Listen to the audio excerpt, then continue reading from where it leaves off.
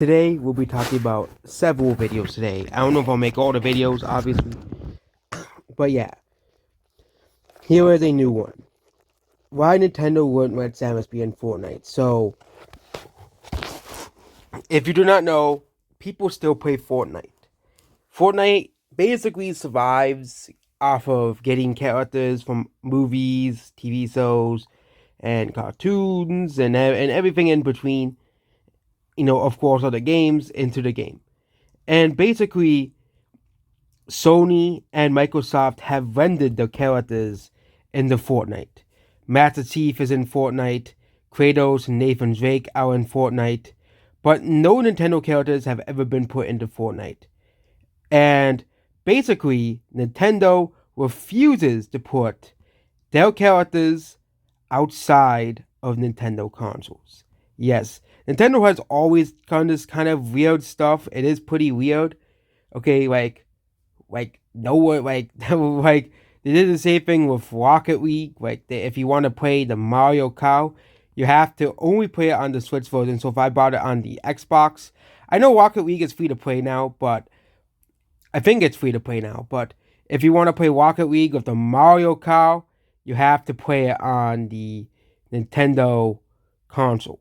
Okay, and same thing with a lot of these other weird collabs Nintendo has had.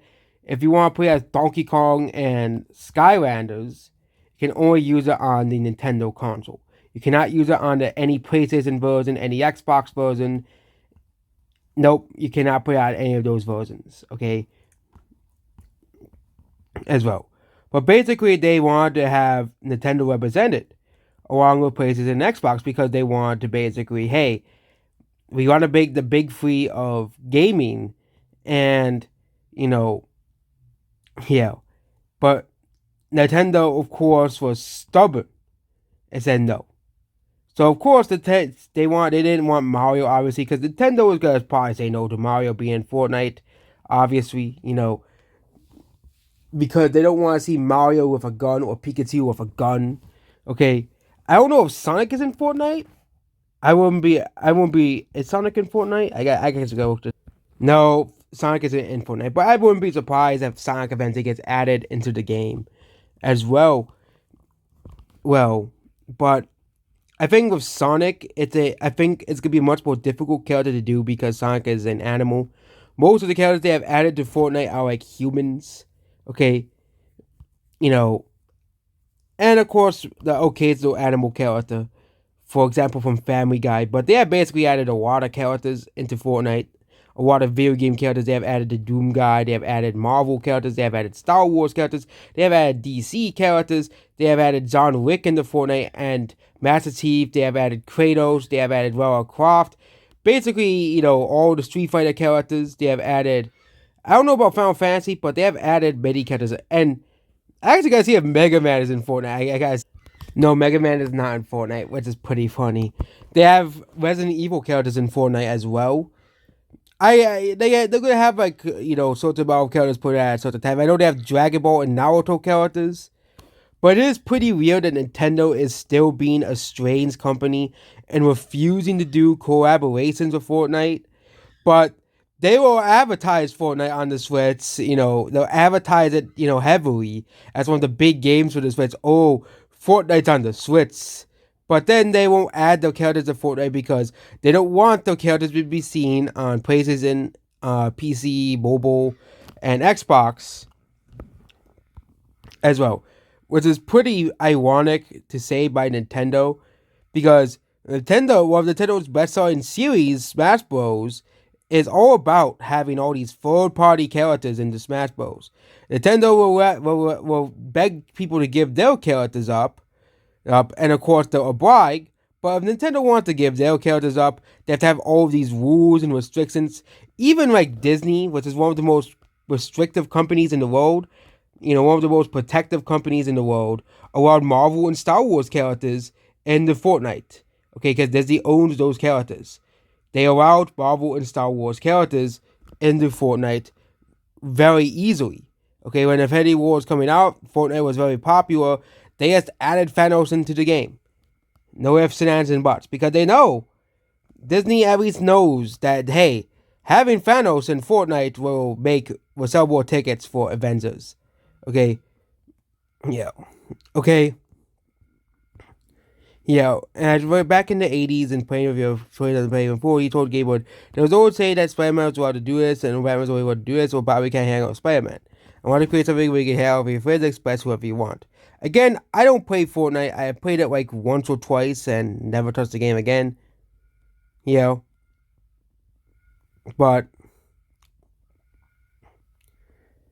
it is pretty funny that Nintendo continuously refuses collabs unless they get what they want. I guess, I get Nintendo is a, you know, business at the end of the day. They want to do what they want, but it is pretty strange that Metroid could become more like someone said they wish Metroid wasn't a niche series, but Nintendo refused a literal collab with one of the biggest games in the world because they want the character to be only on the Nintendo console.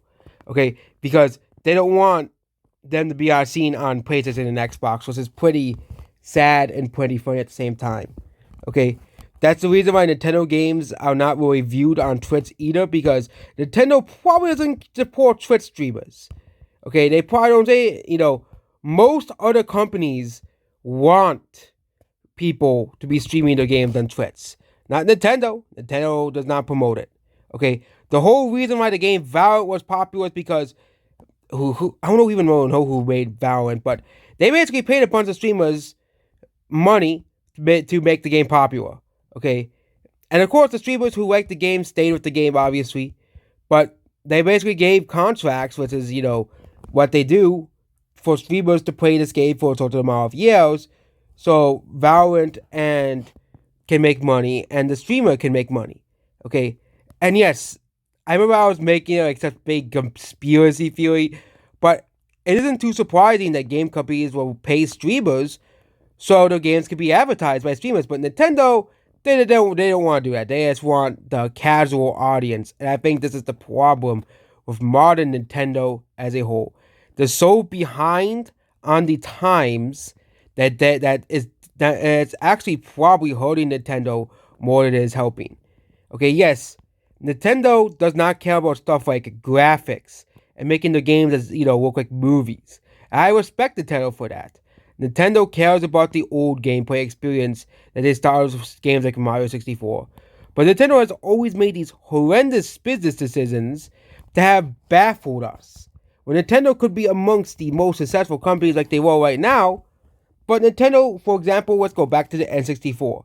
The N64 didn't sell as well as the Super Nintendo.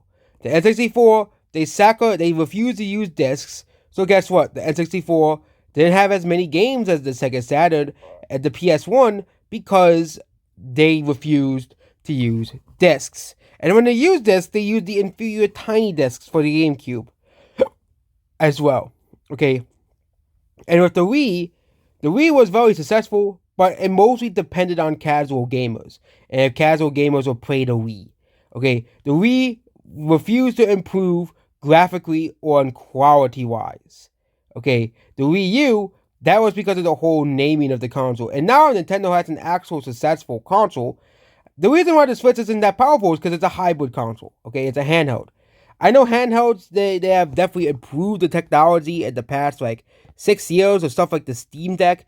But the Steam Deck, what I've heard, has a lot of problems because, even the, has a lot of graphical problems and graphical errors on certain games if you don't buy a high enough console. But again, Steam Deck is supposed to be a portable PC. Okay, it is supposed to bring the PC gaming experience to the portable experience, which is a very niche type of thing. And yeah, we're gonna get to that in the Steam Deck versus Switch 2 debate. But yeah, it's just sad that Nintendo is still continuing to act like this and refuse collabs that can make them millions of dollars because they want to avoid their competition. Same thing with the whole where they delayed the partner showcase to avoid competition. And maybe that whole Elden Ring thing may be true after all. Nintendo wants to avoid the competition as much as possible. Okay, they probably want to release Elden Ring, Tears of the Game around Elden Ring and delay it to the holiday and then they realized they have all these massive games for the holidays.